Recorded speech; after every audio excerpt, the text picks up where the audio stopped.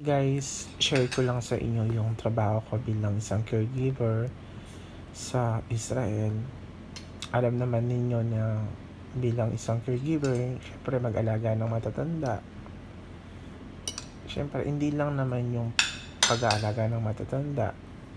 Syempre, yung mga trabaho namin, kailangan mong gumising ng maaga para asikasuhin mong alaga mo. Kahit minsan may sakit ka, kailangan mong tumayo ng maaga para lang maasikaso mo yung alaga mo, ma-ready mo yung pagkain niya, papaligo mo siya. Tapos, at the same time, kailangan mo maglinis sa bahay, di ba? Kasi napunta dito yung mga anak. Lalo na, ang alaga ko religious. Kailangan, dapat, laging malinis yung bahay. Kasi nadating dito yung mga anak. Tapos, yung alaga ko religious. Tapos, ang dami niyang anak, 8. Tapos dami niya ring apo na pumupunta dito, na mapasyal dito. Kailangan mong iserve yung kung anong gusto nilang mainom, pagkain, kung anong meron dito. Diba, yung mga nuts, mga chocolates na pwede mong iserve sa kanila, kung anong gusto nilang mainom, kape or juice. No, kahit hindi mo trabaho, syempre, kailangan mong makisama. Minsan, nagsasawa ka na kasi nga, diba, kahit maganda na yung pinapakita mo service sa kanila, pero minsan may mga times talaga na yung in return, hindi naman nila ibibigay din sa iyo yung kung ano yung binibigay mo sa kanila. Parang yung ini-expect mo na respect din na, di ba, na treatment is hindi naman talaga nila maibibigay din yun. Syempre minsan sumasakit yung loob ko, di ba, na ganito, ganyan, di ba? Even if hindi ko naman sila trabaho, pero sineserve ko pa rin sila pag napunta sila dito. Pero minsan sakit sa dibdib, di ba? Minsan pinag-pray ko na lang para gumaan yung dibdib ko. Minsan sa sobrang sakit na loob ko, minsan parang gusto ko na sumabog. Pero syempre tinitiis ko yun just because of this is my job. Kailangan ko lawakan ng aking pasensya, pag-isip, di ba? I need to control my emotions. Di ba? Ang trabaho namin is prone siya sa stress. So, kailangan hindi ako may stress kasi nga, di ba? Stress is a cancer.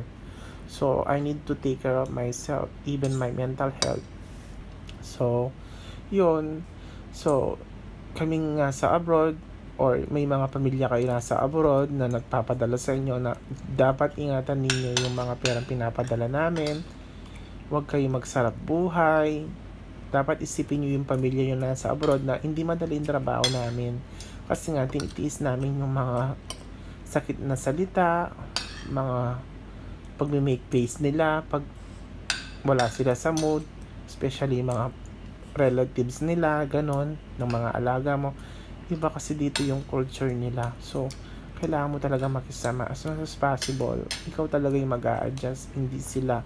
Pero sometimes, nasasabi ko din yung mga ayaw ko. Pag sobrang punong-puno na ako, syempre, diba, tao lang naman tayo, diba?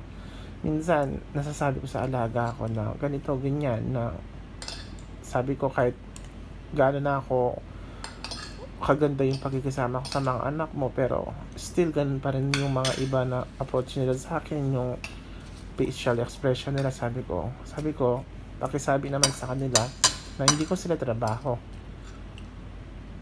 Sabi ko, pero ginagawa ko pa rin yung best ko para ma-serve sila. Sabi ko, sana man lang irespeto nila ako, kako. Sabi ko, yun. Sabi naman na lagi, kinakausap naman yung mga anak. Pero diba, kaya kayong mga nasa Pilipinas, kumustahin nyo naman yung mga ninyo, yung pamilya ninyo sa abroad. Kasi minsan, kailangan din namin ng companionship, na may makakausap, ganon. Hindi yung tatawag lang kayo pag may problema, pag may kailangan kayo, diba? So, I hope na maunawaan nila yung mga pamilya nila dito sa abroad na hindi madaling trabaho namin bilang isang OFW. Lalo na kami nag-aalaga ng mga tatanda, diba? Prone kami sa stress, especially sa mental. So, I will take care of myself, even my mentally uh, you know, kaya minsan sobrang sakit sa dibdib. Kaya yon, kaya na-share ko sa inyo kasi nalungkot talaga ako sobra. Sabi ko nga, hindi naman ibibigay sa akin ni Lord 'to kung hindi ko kaya, 'di ba? Iniisip ko na lang, ang dami kong pangarap, ang dami kong gustong gawin. Sabi ko, siguro after naman itong pinagdadaanan ko na ganito, kasi imagine magti 3 years na ako dito sa Israel sa June. So, nakayanan ko naman, na-surpass ko naman yung mga challenges tsaka yung mga nakapag-adjust na rin naman ako sa awa naman ni Lord, 'di ba? Nakapagpundar na rin naman ako, nakapag-savings na rin naman ako, 'di ba? So, 'yun. So, konting tiis pa hanggang sa, 'di ba?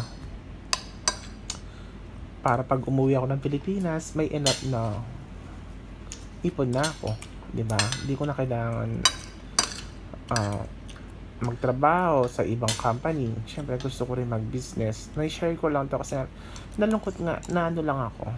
Very emotional lang ako kasi nga, 'di ba?